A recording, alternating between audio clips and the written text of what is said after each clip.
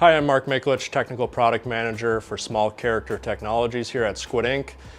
Today's training video is going to be related to having power issues with our JetStream CIJ printer, specifically having issues with the system actually powering on. All right, so again, this video is kind of centered around problems with the printer just not turning on at all. So if we flip our power switch in the morning and we just get nothing, okay? So we're going to talk about a few different possible causes for this type of scenario.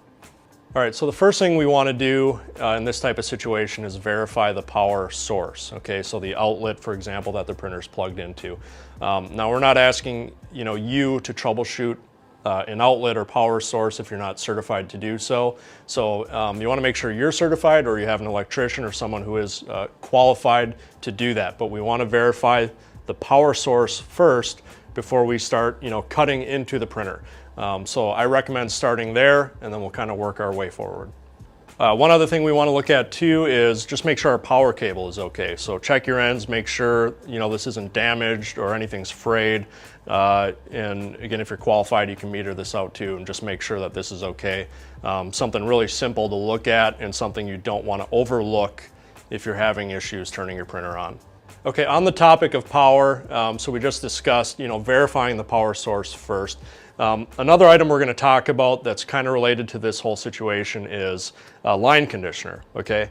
Now this is more of a pre-install item that should be addressed up front, when you're installing the JetStream initially.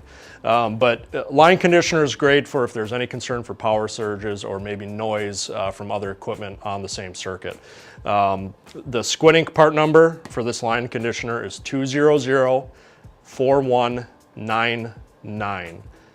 Again, these are fairly inexpensive, and it's a good idea to have in an industrial environment. Again, like I said, power surges, noise from other pieces of equipment, things of that nature. But these are really good to have to help protect your equipment or help protect your CIJ printer. All right, so if we verified our power source is okay, the next thing we're going to look at is the actual power switch on our printer. Specifically, the first thing we're going to do is just check the pair of fuses that are inside this switch. Okay, so it's fairly easy to access the fuses on the printer. So we've unplugged the system, something you need to do before we start working on components like this. And then we're just going to slide this drawer out right here. So if you look right above where your power cable plugs in, there's a little drawer. This will slide out. Usually you're going to want a little flathead screwdriver or something like that to position right underneath here, and you can pop this out. Okay, if we slide this out, you'll see we do have a pair of fuses. Okay, these are 4 amp, 250 volt rated fuses. It is typically really easy to see if one of these is shot or blown for some reason. So you'll see the little rod inside there. This one is still intact. There's no breaks or anything in it. And we will also meter this out just to be certain. But the fuses are really one of the first things you want to take a peek at. Make sure these are good, before we go any further into the system. All right, we can also meter out the fuse to make sure that we've still got continuity there. So if you do have a digital multimeter, just set it to a low resistance setting. And all we're going to do is put our leads on each end of the fuse. And you'll see on the meter we're still okay here. If this fuse was bad, you would just see this is open, okay? So this is just another way to quickly verify that the fuse is okay. All right, if the fuses check out, we also want to check the switch itself or the contacts inside the switch. So you can remove the switch from the printer. So I'll show you how to access the back side of this to disconnect our leads, and then there's just 2 screws that hold this into the chassis. So we'll take a look at that really quick. Again, it's critical in this situation. If you're going to take this out, make sure the printer is completely unplugged, no power to it or anything like that. To disconnect the power switch, we're going to open up the front of the chassis. So again, this front panel, there are just 2 screws in each corner, top corner, so we're going to loosen those up. They do not have to come all the way out.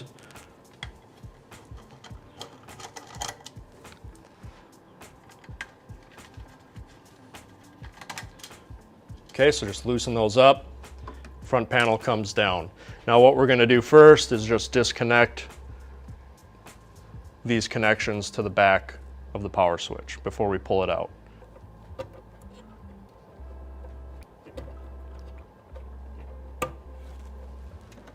Okay, so now we're just going to remove the entire switch module from the printer. So again, there's just 2 screws here.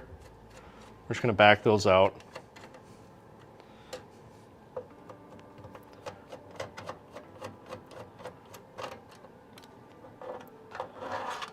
Okay, simple as that. All right, so really what we're trying to do at this point with our switch is just test the contacts inside of here.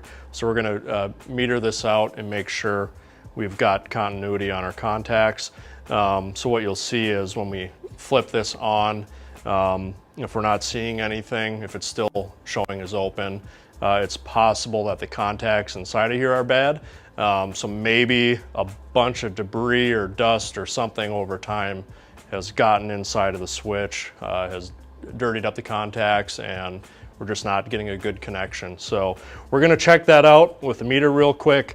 If we do see that that's an issue, what we would do is just replace the switch, okay? So it's kind of tough to rip this apart just to get at those contacts and clean them out or fix them, whatever it might be. The SquidInk part number for this component is 2006603, okay, and that's for this complete assembly right here. Okay, so right now our switch is in the off position. So if we put our leads on here, for example, it's still gonna show as open on our meter. If we flip the switch on, you'll see that we've got continuity through this contact here. So we're going to do that for both sides. If you flip it on and you're still seeing this is open, then it's likely your contacts or one of the contacts is bad, or again there's somehow a ton of debris in there and we just need to swap this out. All right, we're going to go ahead and quickly reinstall our switch, and then if this tests out okay, our next step is to kind of look at the power supply in the system. So we'll briefly discuss that after we reinstall our switch. All right, so our next step here is troubleshooting the 24-volt power supply. If you're not qualified to work on the power supply for safety reasons, you should not be working on this component. Again, when it gets to this point, to test the inputs and outputs, we'd typically have power to the system. So really, again, if you're not qualified at this point, you should not be working on the system. You would call your certified dealer for support. All right, if you are qualified to work on a JetStream at this level, if you're a factory trained technician, for example, we're going to include an image in the video at this point for the power supply and what the inputs and outputs are. So we'll label everything out for you so you do know what you should be reading at each one. All right, past the power supply, we can also look at the motherboard and the charge board in the system. There are power indicators on those components. That will be in a separate video dedicated to those items. All right, so that wraps up our video for troubleshooting issues with turning our JetStream printer on. If you want to see more videos on this product or any of our other products, make sure to subscribe to our YouTube channel, and also don't hesitaate to head to squidink.com for even more information on our product line. Thanks again.